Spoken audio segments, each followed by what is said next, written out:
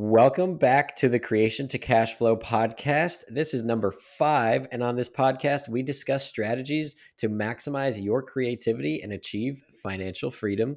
Michelle, how are you today? I am doing well. I'm been a little sick. I think there's some allergy stuff going on in the air, but mentality wise, I'm doing pretty good. How about you? Yeah, I'm fighting the allergies a little bit as well. It's definitely getting to be that time of year. Um, but life is good. Mentality's good. That's what's important. We can deal with the sneezing.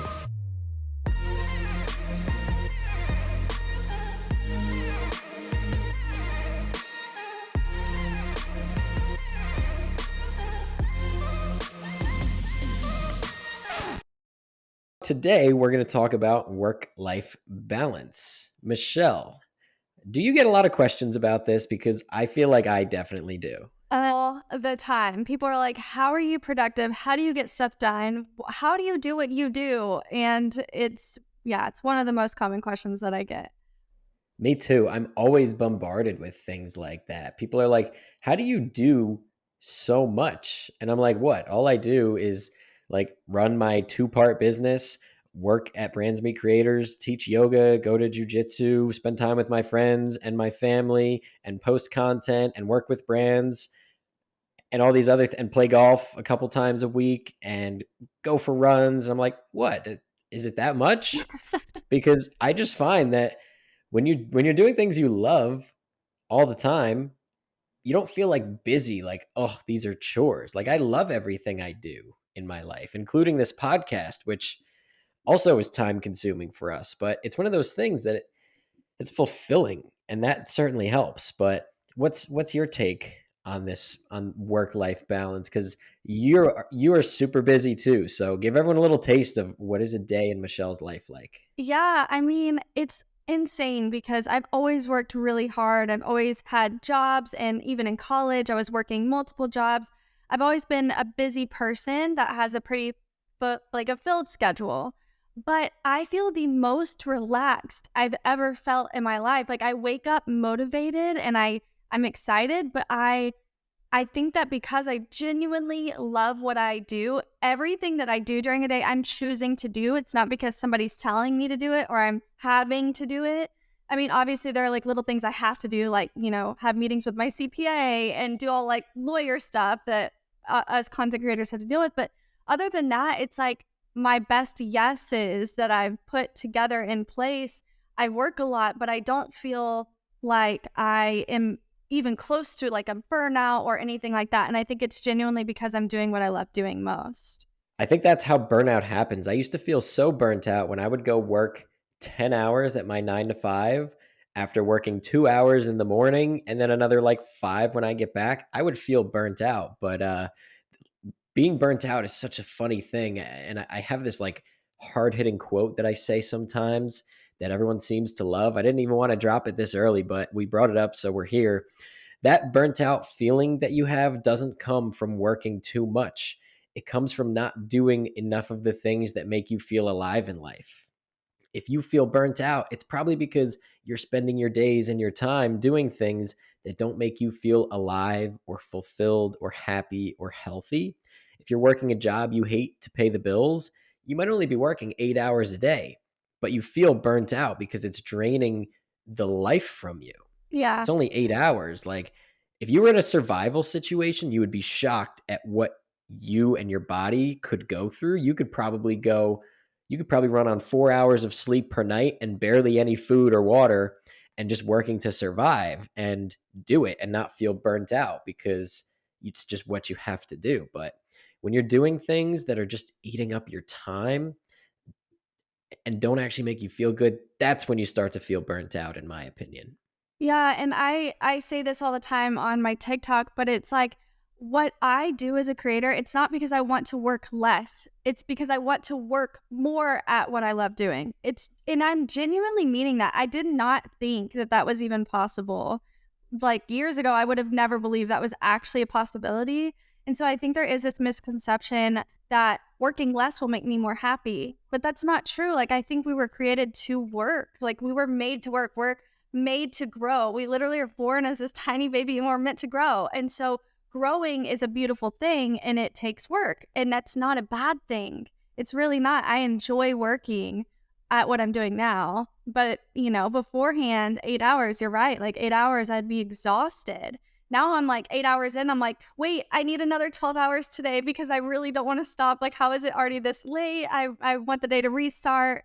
And I've heard people say that and I didn't think it was real. I thought they were just fluffing whatever, but it's genuinely true. Like, that's how I feel.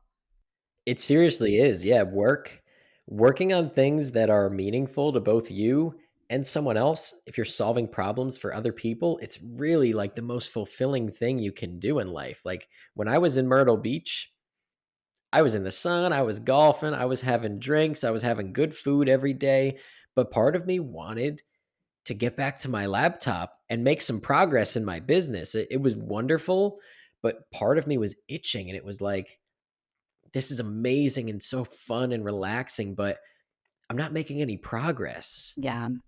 And it was nice to unplug and be in nature. I think those things are so important. But at the same time, I was craving progress the whole time. Yeah, which is crazy because I used to love when I would have time off from my job and I would be on cloud nine whenever I'd be not working. But now we've talked about this in the past too. Like, my family is like, Michelle, you really work so much. You really should like take a break. And I don't want to.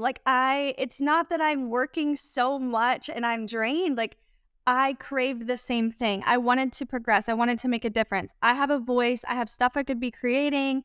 I want to help people. We're here for a limited time. And I'm like, I need a break from taking a break and I need to go work. Like, when my mom came in town, I was like, Mom, I need an hour to go make a video so I can get my battery recharged. And she's like, Really? And I'm like, Yes, I'm drained. I need to stop not working.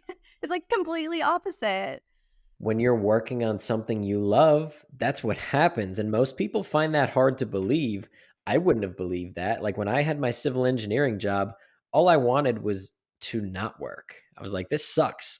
I don't want to go to work. But it's not that now that I know and I've quit and I found something I love, I know that what I'm actually craving is working on something that's meaningful to me and makes me feel good. Because if I just quit and I sat around all day and collected unemployment, that is a recipe for disaster and depression, and all of these bad things are going to come up. But if you're working on things you love and you start to crave it, oh my God, life is so good. Yeah, I always would say this in my head too. Like, if I'm not growing, I'm decaying. And that's just such a true fact, you know? Like, again, we're meant to grow, we're meant to evolve and use our brain power. And I would honestly be depressed if I wasn't working. Like, I can't just sit around. That's not what I'm specifically made to do. But I know everybody's different and everybody's work life balance does look completely different. But I think that we're talking about it now. The foundational thing is whenever you're doing what you love, it's just a whole different ball game. We have so many good topics to talk about related to this. I think you and I could just go on for hours about this one, but I think a good place to start would be talking about the morning, winning the morning. So tell us a little bit about your morning routine, Michelle. Yes. So I wake up and roll over and grab my 5 minute journal. I know that sometimes it's easy to not do, but I have made it to where I put it on top of my phone. So I cannot do anything except grab my journal. And it's the first thing I do. It gets me out of the sleep stage and it gets me focused on what am I writing down? What's going to make today great? What am I grateful for? Whatever. And that's like the first thing that I do. And then I stretch. I've been hearing a lot more lately, creators complaining about wrist or carpal tunnel, like they're in pain from editing so much. And I'm like, yes, you have to stretch. Like, I stretch every morning. It's the first thing after I do my journal and then stretch and then I make my bed. And that is my trio, whatever it's called. Yes, my trio for success because I'm not looking at my phone. I'm not putting anything in my brain outside of what I'm already thinking. And I'm prepping my body and my mind for a very productive day. That's an excellent morning routine. And one thing you said that I wanna circle back to, putting this journal on top of your phone so that you don't start with your phone. That's amazing. You're setting boundaries because you know what will happen. You know you'll reach for your phone, and you have to set boundaries. Work-life balance isn't solely about time management, it's about boundary management. Yeah. And it goes back to automation in your habits. Your prefrontal cortex, it makes a lot of our decisions, and whenever we have to make a decision, it takes brain power. So what I focus on doing, and I do this with a lot of things, I make it harder not to do something I need to do, because then I have to make a conscious decision. Okay, I need to move my journal out of the way to grab my phone. So instead of having to decide that, I make it to where I will automatically go to my journal first, because now it's harder not to do it. And it's just automating those little things throughout your day based upon knowing the boundary that's going to help you be the most efficient throughout your entire day. I think I read somewhere that, like, within that prefrontal cortex, 40% of the decisions you make every day are completely unconscious, meaning you don't think about them. Your body, just like muscle memory, you just know what to do next. So, if you're not setting yourself up for success, like, again, I think I've mentioned it on the past 4 podcasts, 5 in a row now, move your phone charger away from your bed. If your phone is the first thing you grab when you wake up, you either need to take your 5-minute journal and put it on top or move your phone charger away from your bed. Because if you don't set those boundaries, you will unconsciously just grab the phone and go on it. And it's the first thing you see. And you're starting your day with these terrible dopamine hits, and you're going to be addicted to it for the rest of the day. You're going to have crazy screen time, and you're just going to spiral. Yeah, I agree. I want to get into my morning routine a little bit because it's changed lately. But before the morning routine, I want to call out that since I quit my job, I now average 8 to 9 hours of sleep per night, Amazing. which is so good. But when I was working my civil engineering job, I was not getting that much sleep. I was getting like 5 to 7 hours on average, usually, because like many people, I was fighting it, but like I was better than most at managing this. But I was a revenge bedtime procrastinator, meaning many people, when you're living a day that you don't really love and you're working a job you don't really love and your day is filled with things that don't make you happy, you will stay up super late on your phone, watching TV, doing things you know you shouldn't, because you know it's your only you time. Wow. So it's like you're getting revenge for how bad the day was and procrastinating, even though you know the next day you're not going to get enough sleep and you're going to feel terrible. And you repeat this cycle and you get trapped in this cycle of being tired and hating the day. But then you get that burst of energy at like 10 or 11 p.m. because you're like, oh, finally, some me time. Oh my gosh. I've never heard that before, but I have like full body chills all over, because that makes so much sense. I used to do the same thing, but now I understand why I would get this. Like, I would always say I'm a night owl, but I think I just wasn't doing enough of what did give me happiness and make me feel alive during the day when we should be doing that. That's crazy, Nick. I know. It's really such a funny thing. Many people don't know this even exists and that this is like a problem that you need to be unpacking, and you need to be like, wait a minute.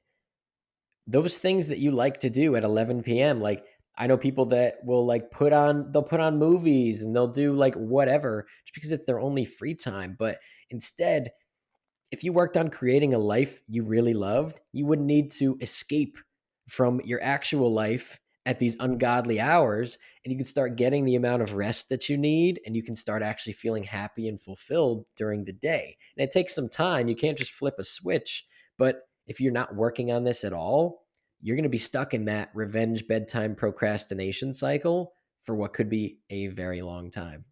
My mind is just going a million miles an hour right now, thinking through how many people need to know about this, because wow, this is a lot to process. I should have prepared you beforehand. It's funny because I actually wrote that down on my notes. Something you said reminded me about that. That's not even on my like actual notes that I prepared for this, but it just came to me. So we'll have to clip that. Yeah, I don't to be honest, don't really look at the notes. Um, I like that though, because I feel like it just what we talk about comes out more authentic whenever we're just thinking through these conversations that we have. It's true. It's true. We've got the perfect balance. Here's another good one. How much time do you spend watching TV? Because I mentioned we were going to get to this, and I'm curious. In 2019, for January, I was doing this like fast where I was like, I'm going to fast from something. And it was TV because I used to wake up and get ready for work and I would open up my computer to Netflix. And I'd be watching a TV show. And I was like, what could I do instead? I'm going to watch podcasts or listen to podcasts. When I go to the gym, I'm going to listen to podcasts instead of music. So in 2019, I did this. And I've made videos about this back in the day about how that would fulfill my social I guess, tank and my dopamine. And so I wouldn't feel the need to socialize or do anything else. And I didn't realize that until I did this for 21 days. And I was like, I don't want to watch TV. I love it too much. I love it too much. It will consume me. And that's not helping me better anyone else's life, including my own. Now, I will say, I do my own nails and I will put on something on the TV because I have to not be annoyed at the fact this is going to take me hours. So I will watch stuff on YouTube, like body language experts, or I will watch like real estate videos or something like that. But I don't watch TV except when I go to bed. I do turn on a TV show that I've been watching since 2019. At the end of it, I put it on and it puts me to sleep and then I turn it off. It's been years that I've been doing this and it's kind of like my lullaby that puts me to sleep, but I'm not really watching it because I've seen it so many times. Okay. What show is it? I think everyone would probably be curious. It's The Office.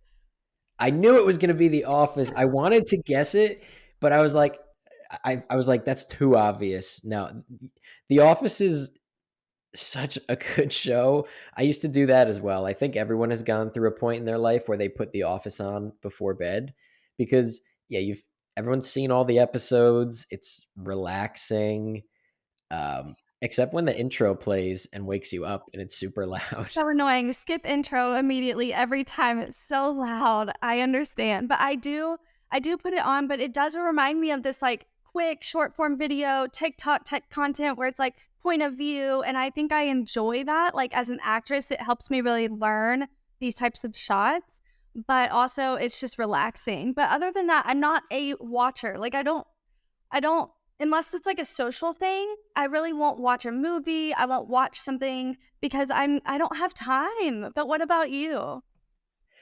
I don't really watch TV either. I probably clock an hour or two of TV each week. Like my girlfriend will throw something on if I'm hanging out with her. Like I'll be doing some work on my laptop or whatever, but like end up getting like mildly invested in one of her ridiculous shows like Love Island or something like that, you know. I don't actually like watch anything though. I don't go out of my way to put it on because same thing. I know it's just a distraction, even though sure it can be good. Like you could put on something educational, right? Sometimes people make that argument. They're like, "Oh, but I only watch like documentaries or something." And it's like, "Yes, I that's wonderful, but like if all you watch is serial killer documentaries, it's like is that actually making you a better person or are you learning how to hide bodies, you know? Like so I don't really watch much TV. I do watch YouTube sometimes. There are certain nights where I'm like, you know what? I don't actually feel like reading tonight. Most nights, probably 4 nights of the week, I read before bed. Currently reading David Goggins' second book. Shout out to him. He put me on my story when I ordered it. I put up something funny. That was cool. Oh, But I'm reading that right now. And occasionally there'll be a night where I'm like, you know, I worked super hard today. My brain's kind of fried. I think I just want to pop on a little bit of YouTube and I'll watch like Alex Hormozy or someone business related, or maybe something golf related that's just like super chill. But I don't spend like many hours per week on this, just watching TV and doing things that aren't going to better me because it's the same thing. Like, what am I running from? in my current life. For me personally, and I say this is super dependent upon the person, but for me, it made me feel the same way. Like I'm not working, I'm not really like progressing whenever I do this. But I will say my husband loves watching movies and TVs, and we are complete bipolar opposite people, like all in all, completely different people, which I think is what works for us. But he doesn't feel that way. He doesn't struggle with that, and he doesn't let it consume him either. Like he gets his stuff done. So what would you say about that? Because I don't want anyone listening being like, there's nothing wrong with me because I watch TV. So what do you think, like, how is there a balance? What's the balance within that? Perfect question. I find the same thing too. I'm like the polar opposite of my girlfriend. She loves to watch TV and it's relaxing to her, but she works super hard. She'll work 60 or 70 hours a week some weeks in the hospital. So, but she likes doing that. So, if she wants to come home and watch TV and that's like her happy thing, I love that for her. I absolutely love that. But I think the balance is just knowing why you're doing it. Are you doing it because you're trying to distract yourself from the fact that you're not happy with your life? Or are you doing it because you are happy with your life and it's just something that relaxes you and makes you feel a little more happiness? So, TV is a funny thing. Like, you can't just say, like, TV's bad. It's not. But if you're an entrepreneur, chances are it's just going to get in the way. It doesn't usually add too much value. It just takes time. And time is like the most precious resource. So that's why I always feel guilty when I watch TV and I'm like, oh my God, life is so short. Like there used to not even be TVs. And now we have this predicament of like, you could easily waste 4 years of your life watching TV if you just spend an hour per day in front of the TV. I don't know, let's say you live like a pretty long life. If you just watch an hour per day, that'll eat up 4 years of your life. So, like, I'm always breaking down the math of things like that. And I'm like, what can my time be focused on so that I'm not going to have any regrets at the end of my life? Because regret for the things you've done can be healed with time, but regret for the things you didn't do cannot be healed. So if I look back and I'm like, wow, I didn't start a business, I didn't do anything productive, I never had the body I wanted, I never had the house I wanted, I never had whatever it is, I'm going to have a ton of regret, a ton. And that scares me straight to the point where I'm like, yeah, I don't like TV. Interesting. That's crazy to hear. Yeah, the regret thing really, it drives a lot of people into action. Like my husband didn't he was not in the military when we got married, but he after a couple years was like, I think I want to join. I think I will regret it if I don't join. And that's what drove him to join the reserve, and I was all supportive, of course. And so I think that that's a really important thing for us to realize, like, what do we want to do and what are we going to possibly regret if we don't do it right now? Like, what are we waiting for? Why would we not do something we want to do? Being able to honestly balance your work and your life and things that you enjoy is so, so, so important. I think in order to get into like our next topic, I want to talk about balancing time with friends and family. This is an important one because work will always be there, but friends and family might not always be there. So it's hard when you enjoy work, but you also want to spend time with the important people in your life. How do you balance those things? I am probably not the best person to ask about this because I'm still learning how to step aside from work and give people I truly love that my time. I have to do it, you know? And one thing that's been helpful is being super picky about the friends in my life. I will say that. Like the friends that I allow in my life, and I love everyone. I truly do. But if somebody is going to get my time where I'm going to dinner with them or we're hanging out, they are somebody that I feel is meant to be in my life in that season. And there are so many amazing people I could talk to all day, but I know that it would be better for me and my future and my family if I had boundaries on letting the right people stay in my circle, and people that aren't right for me right now just be an acquaintance. But I have 9 siblings, and I have 4 parents, and I have in-laws, and I have nieces and nephews, and it's just so hard to try to balance to let them know I love them, especially the ones that are quality time, love language, quality time people, because I'm not. And so I would love to hear your thoughts on this because this is something I've even talked to you about where I'm like, I don't want to upset them. I love them, but I want to be working. Like, what do I do? So, Nick, what advice do you have? I love that. And I love that you could be honest about that too. We're not experts at everything, and there are certain things that you're better at than me, and maybe I might be better at than you. And I feel like I've really found out how to make this work for me. So you said something important: quality friends, right? Not those friends that just take up your energy and all they do is complain and ask you for advice and stuff, like, or they don't appreciate you, or like, I've lost friends on my content creation journey, which is a shame, but it just tells me that those are the friends that I probably didn't want to have around anyway. While when it comes to like my inner circle, I have some really, really good friends in there, and the way that I like to find balance between this is by earning it. And I phrase things, I phrase everything in my life as, did I earn this? So if I work super hard in the morning and I have a productive afternoon and I exercised, and then my friends, maybe it's Friday, right?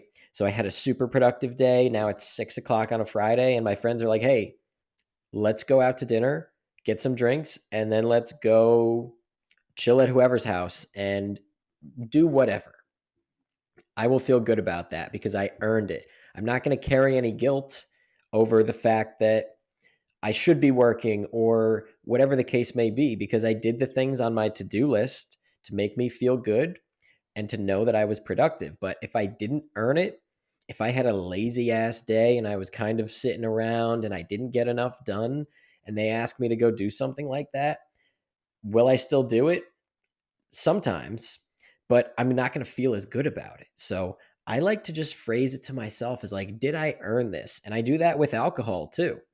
I will not drink often, but if I'm going to, I better have been eating clean. I better have been exercising, and I better have actually earned it to the point where I can't negotiate with myself and be like you kind of earned it. Like, no, if I'm going to drink, like when I went to Myrtle Beach, I drank a lot there because I was just with friends I hadn't seen in a while, and the drinks were flowing and we were having a good time. Life is short. You got to have those experiences. But I made sure to earn it. I did so much work leading up to that trip so I don't have to carry any guilt, and I don't have to be like, I'm running from something. I knew I was not running from anything. I had earned it. I deserve to unplug, and I deserve to spend some time with some good people. So that's how I like to think of it. What are your thoughts on that? I've never thought about it that way, but anytime we have like a birthday dinner or my siblings want to get together, I do make sure I work super hard so I can be fully present with them. So I never thought about why I did that, but you're right. That makes a lot of sense. Earning it. That, yes. And you're right, it does go back to being present because like I mentioned, I might feel guilty about it. Maybe I don't feel guilty though. Maybe I'm just thinking and I'm like, there's something on my mind that like an unfinished task. So just being productive beforehand allows me to not only earn it, but just know that I don't have anything on my plate. I don't have any fires to put out, which maybe topic for another time is like the fact that sometimes we create fires so that we can put them out and feel productive. That might be a whole nother topic for another time, but that's how I like to do it. So here's another question for you when we're talking about this work life balance. Do you read often? Every day. How do you have like a, like I have to read this many pages, or you just, how do you do it? Yeah, so I have to read at least 2 pages, and I do that because I don't want it to become overwhelming and I don't want to miss this task that I do every day. I have to read 2 pages every day, and I typically do it when I'm stretching after a workout. That way, I'm trying to alleviate the fact that I just had a come down from the workout and I'm stretching and it hurt, my body hurts, and I can just focus on the pages and sit there for a minute in each position while I read. I usually always read more than 2 pages though, and I just read until I'm done with the stretch. Um, and then, there's like little things that I do, but I do the bare minimum because it's what is sustainable and keeps me consistent. I love that. I think a lot of people are gonna be shocked. Like, so many people carry this guilt around reading, and they think that if you start a book, you have to finish it, or you have to finish a chapter every time you pick it up, and it makes reading no fun.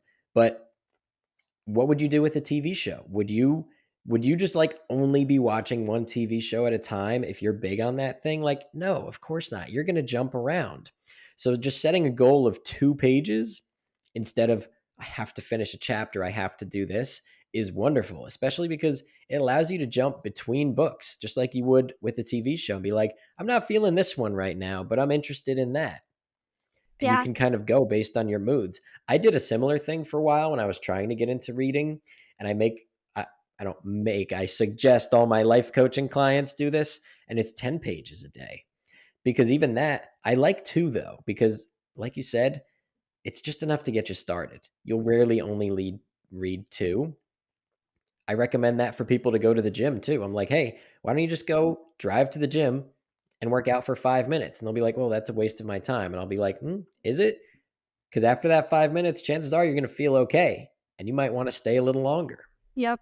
Yeah, it's the whole atomic habits strategy. You just do a little bit.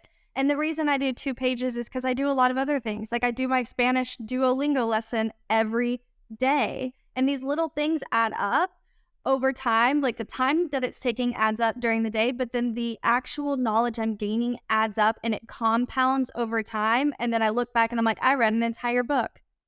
You just reminded me I need to be better about my Babbel Spanish lessons. I've been slipping the last few days. Um, I love that though. I really love that 2 page per day goal. Like it just breaks it down in the perfect amount. Like just by reading a little bit, especially if it's the last thing you see before bed, if it's not your phone, if it's a book, you will sleep so much better. I used to wear a whoop. Are you familiar with these? Yeah, you told me about them before. Okay, so for anyone who's listening that's not, a Whoop is kind of like a Fitbit and an Apple Watch. It doesn't have a screen on it, and it's a little more high tech. It just tracks all of the things and processes happening in your body, but in extreme detail.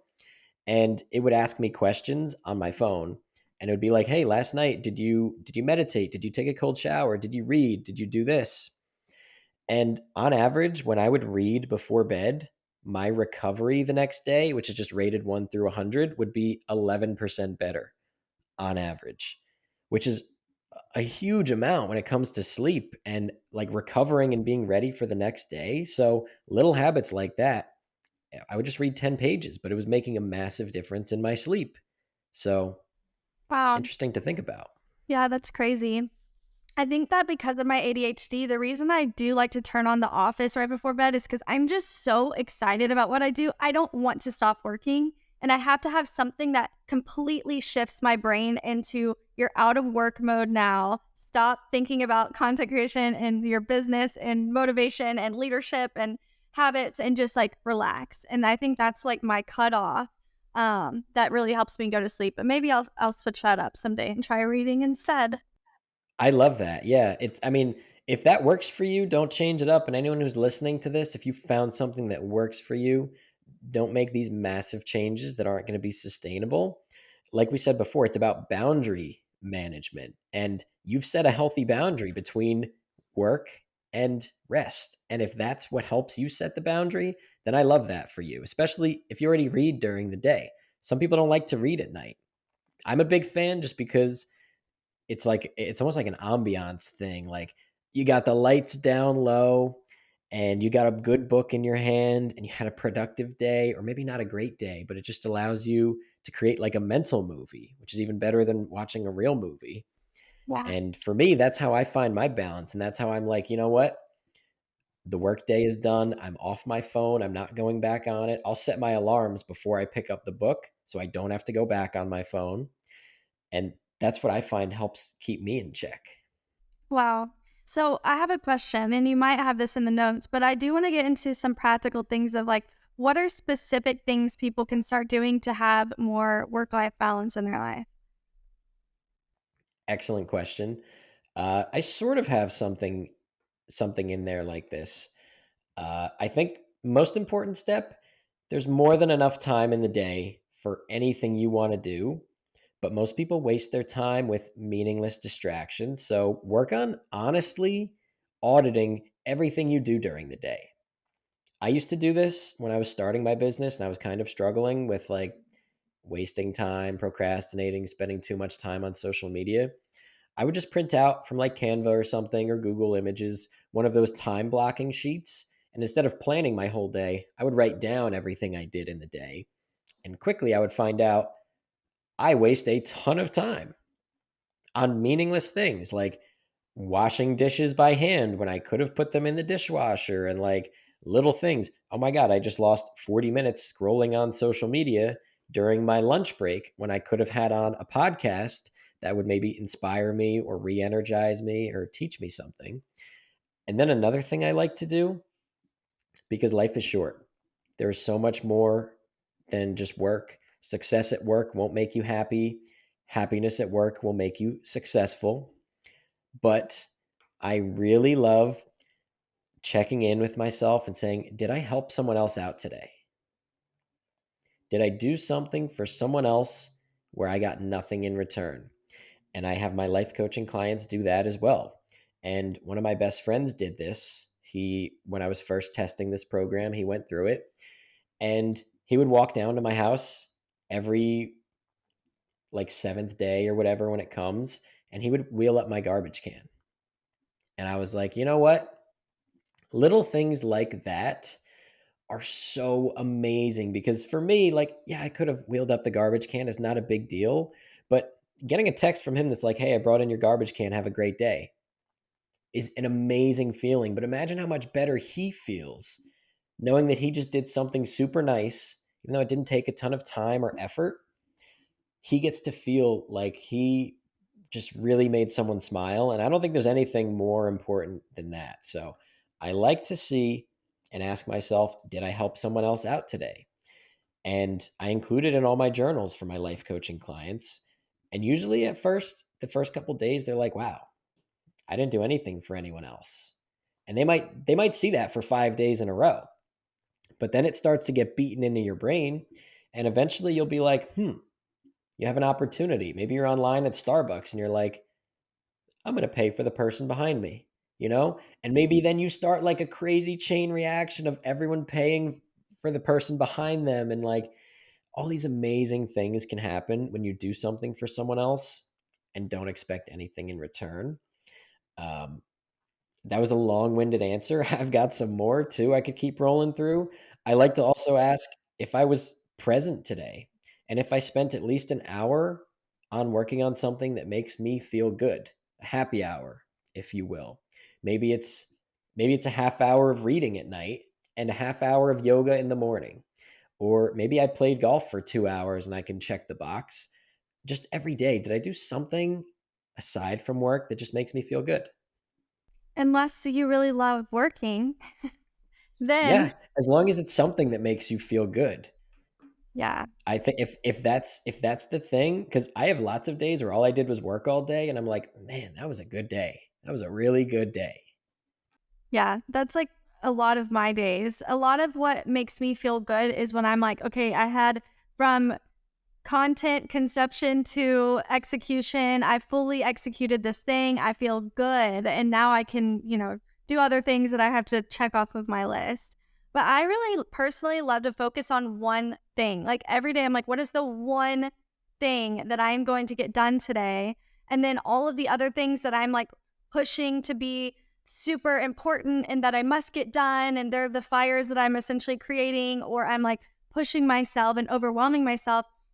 Those are secondary. And I really focus on like, what is the one thing? And it helps me balance everything else in my day because it's all now around the one thing that I'm focusing on. That's a really, really good tip. I go through phases of my life where I change up the way I list out things that I have to do in the day.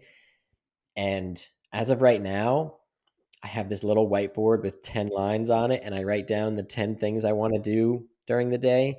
And I'm finding that's not a great system for me because some of those things take a long time and I'm not getting all 10 done. And I look at the day like it was a loss when it wasn't. Maybe I got 7 out of 10 things done, and it's hard to switch the mindset and be like, I'm proud of the 7 rather than I'm guilty over the 3 that didn't get done. So picking one important thing, that's an amazing strategy and tip because sometimes we bite off more than we can chew and then we feel guilty about it. I find 3 things per day sometimes works for me, but then I'm like, oh, but I have more than 3 things to do. So that's something I personally am working on myself.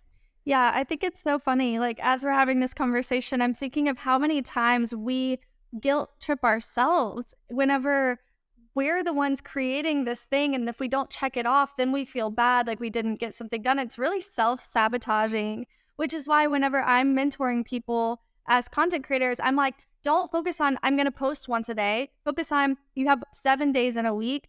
Day one, let's do one scene filmed. Day two, film the second scene. Day three, start to edit. Day four, finish the edit. Day five, send for a review. Like there's like, you can split things up to where you can get the tasks done without getting the full thing done and then feeling guilty about it whenever you go to bed at night. That's a perfect way to lead into next week's podcast where we can talk more about content creation, whether it be in the form of video or podcast or whatever, just not being afraid to put yourself out there and tips for any type of creative, whatever type of content you're making. Maybe you're an artist, whatever it is, because that might be a long one. That might be a long podcast for us because we have so much good knowledge to share in that field. Um, I'm very excited for that. Yeah, me too. It's going to be good. I think we could even split that up into multiple things because there's so much that can be created and monetized. Yeah, that might be like a 9-part episode. Do you have any last minute thoughts on work life balance? I feel like we covered such amazing stuff. And I think the overall theme is that you need to do things that fill you up with joy and fulfillment and purpose. And that is the balance. If you love work, then work. And if you don't like your job, you've got to make a change. And if you love being outside, then you got to get outside and you got to make that a priority. Yeah, I would say that anybody listening, if you don't have this right now, it is possible to have. Like it truly is possible to have. And your work life balance is going to look different than everyone else's. So don't try to copy what somebody is doing that is successful for them. That's not meant to be what's successful for you. Like we're all unique. We all have a different thing and it takes practice, trial, error, but knowing that you will eventually reach that perfect work life balance. I say perfect. It's a semi perfect happiness, work life balance. If you continue to know that it's possible and not give up and just settle for what you currently have right now. Yeah, that's perfectly said. That really is amazing because it's not going to look the same for anybody. But what I find works for me is earning it. Maybe I had a really productive hour in the morning and I did something that's been on my to-do list forever. I might take the rest of the day off. I think we're leaving this in a really good spot. We gave a ton of good advice for everyone to try to figure this out because it's an uphill battle that never really ends because things in your life will always be changing. So that balance is always going to be affected. And you'll have to make changes and you'll have to be flexible. Yeah, and I think that's the most beautiful thing about life, honestly, is that it is ever changing and it is fun to figure out what works for me in this specific season of life. If you're looking for more ways to monetize your creativity and find more freedom in your life, make sure you subscribe so you do not miss our next episode. Also, be sure to follow me on Instagram and TikTok at Get Ahead with Nick. And be sure to follow Michelle on Instagram and TikTok at MichelleJH. That's Michelle with 2 L's, 4 E's, JH. I love it. I love it too. Thanks for another great episode, Michelle. And I'll see you on the next one. Yes, have a great day.